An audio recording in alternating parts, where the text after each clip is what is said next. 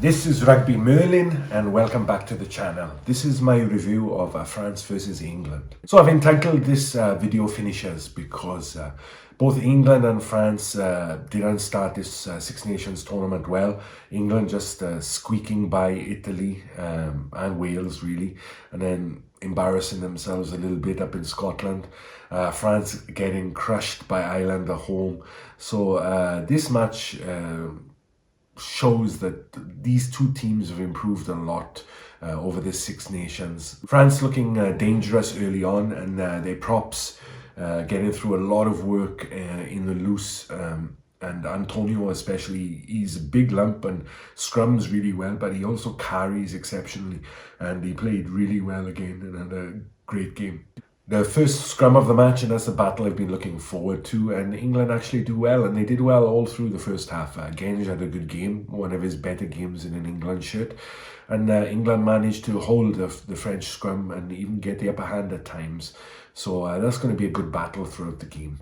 When England finally do get the ball, Freeman feels it from a kick and goes straight on the counter-attack, spinning it wide to Ollie Lawrence on the wing, who gets thumped into touch, but that shows good intent from England, and they're picking up where they left off last week against Ireland. But bad news for England, very unlucky for Furbank, who had a great game last week, and I was looking forward to seeing him play against France, but he tweaks his calf. It seems like a long-standing injury because his leg was really heavily strapped coming onto the pitch. But yeah, he has to go off, and Marcus Smith comes on early at fullback, and now you got Ford and Smith on the field. So let's see how that combo works out.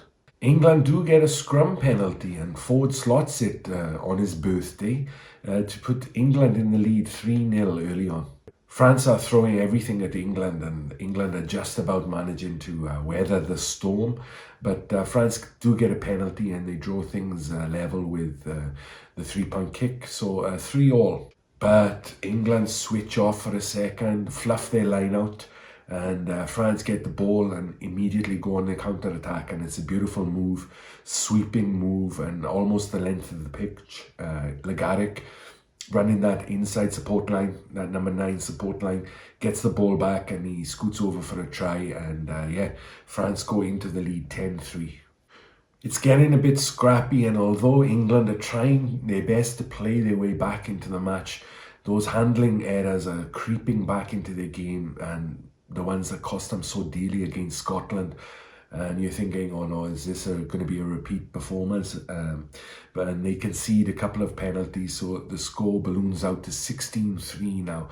So France looking in control. So an absolute lifeline for England just before the halftime whistle. They've kicked to the corner a couple of times, so good adventure from them. The ball goes out into midfield, and that creaky midfield defence, which coughed up a couple of tries against Wales, coughs up another one. This time Ollie Lawrence gets through and breaks through so easily, and he's under the sticks for England's first try. It's kicked from right in front, and 16-10 going into the halftime whistle. So England well and truly in this match.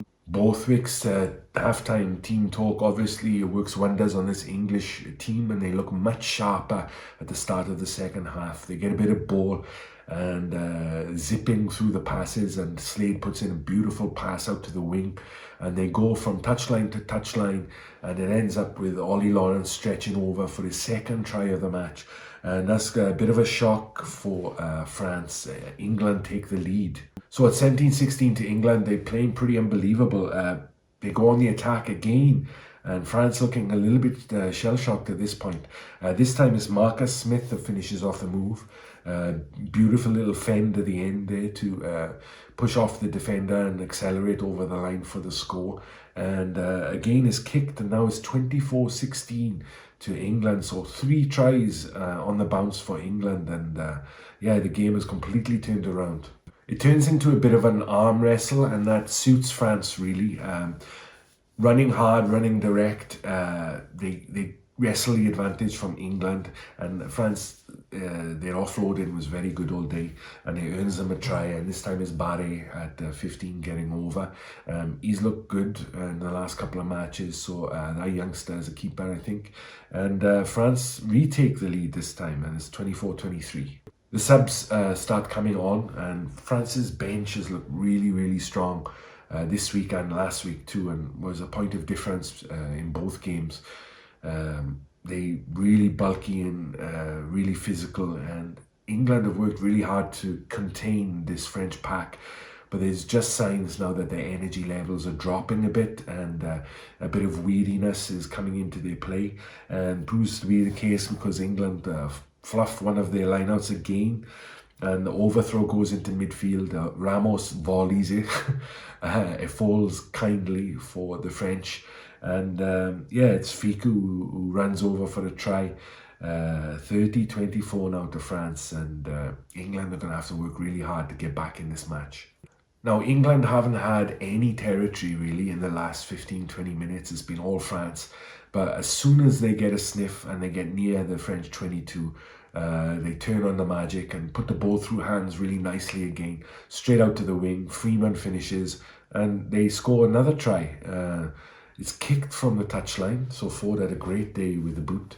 And England go back into the lead, 31-30 with like 5 minutes to go. So this game has been back and forth, and the onus now is on France to up their game and retake it. So France, who were cruising when they were in the lead there before the English try, they have to snatch this game out of the fire because it looks like it's going to be England's. Not much time on the clock. They use their forwards to good effect again.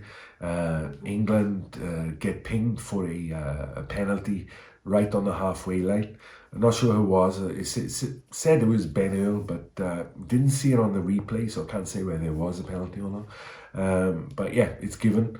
Ramos steps up. He missed his last kick, actually, and there's no doubt with this one. He slots it over, and yeah, France go back into the lead. And they manage to see out the game the last like 60 seconds or so.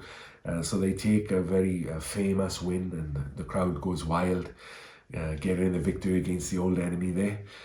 But yeah, both teams will be reasonably satisfied. Obviously, England very disappointed that they couldn't snatch that victory there. But in terms of performance, they would have wanted to back up last week's performance with a good performance this week. And they did. And it was an away performance in a very energetic and hostile crowd. So Borthwick has to take a lot of positives from that. France, likewise, they started so badly this tournament, but they seem to have found their mojo, their je ne sais quoi. So they're looking good and looking dangerous again. They're going to need to tighten up that midfield defence though, because they're leaking tries there. But they look fantastic on the counter-attack. So lots of positives for both teams. I think France now finished second and England third.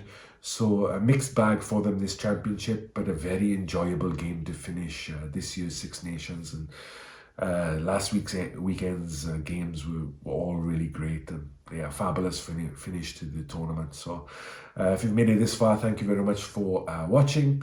Please like, subscribe, all that jazz, and I will see you for the next one. Bye-bye.